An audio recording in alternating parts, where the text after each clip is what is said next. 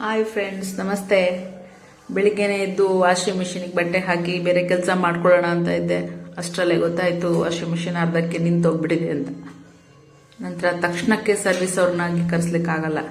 ಹಾಗಾಗಿ ಎರರ್ ಅಂತ ಹೇಳಿ ಬರ್ತಾ ಇತ್ತು. ಅದಕ್ಕೆ ಒಂದ್ಸಲ ಕೆಳಗಡೆ ಕ್ಲೀನ್ ಮಾಡೋಣ ಅಂತ ತೆಗೆದೆ. ತುಂಬ ಗಲೀಜಾಗೋಗ್ಬಿಟ್ಟಿತ್ತು. ಅದನ್ನೆಲ್ಲ ಒರೆಸಿ ಕ್ಲೀನ್ ಮಾಡಿ ನಂತರ ಅದನ್ನು ಬೆಸ್ಟಿಂದ ಅದನ್ನು ಕ್ಲೀನ್ ಮಾಡಿದೆ. ಎಷ್ಟು ಗಲೀಜು ಬಂತಂದರೆ ನಿಜವಾಗ್ಲೂ ಸಿಕ್ಕಾಬಟ್ಟೆ ಗಲೀಜು ಕೂತ್ಬಿಟ್ಟಿತ್ತು. ಯಾವಾಗಲೂ ತಿಂಗಳಿಗೊಂದ್ಸಲ ಕ್ಲೀನ್ ಮಾಡಬೇಕಾಗತ್ತೆ. ಈ ಸಲ ಸ್ವಲ್ಪ ಬ್ಯುಸಿ ಆಗಿಬಿಟ್ಟೆ ಅಂತ ಹೇಳಿ ಅದ್ರ ಕಡೆ ಗಮನನ ನಾನು ಕೊಡ್ಲಿಕ್ಕೆ ಹೋಗಲಿಲ್ಲ. ನಂತರ ಇದೇ ಒಂದು ಸಮಯ ಅಂತ ಹೇಳಿ ಕೂತ್ಕೊಂಡು ಒಂದಿಷ್ಟು ಕ್ಲೀನ್ ಮಾಡಿದೆ. ತುಂಬ ಗಲೀಜು ಹೋಯ್ತು. ನಂತರ ಆ ಪೈಪ್ನೆಲ್ಲ ತೆಗೆದು ಕ್ಲೀನ್ ಮಾಡಿ ನಂತರ ನೀರು ಹಾಕಿ ವಾಶ್ ಮಾಡಿ ಕ್ಲೀನಾಗಿ ಬಟ್ಟೆಲೆಲ್ಲ ಕ್ಲೀನಾಗಿ ಒರೆಸಿ ನಂತರ ಅದನ್ನು ಫಿಕ್ಸ್ ಮಾಡಿ ನಂತರ ಬಟ್ಟೆನ ವಾಷಿಂಗಿಗೆ ಹಾಕಿದೆ. ಸರಿ ಆಯಿತು. ಅದೇ ಖುಷಿಯಾಗೋಯ್ತು.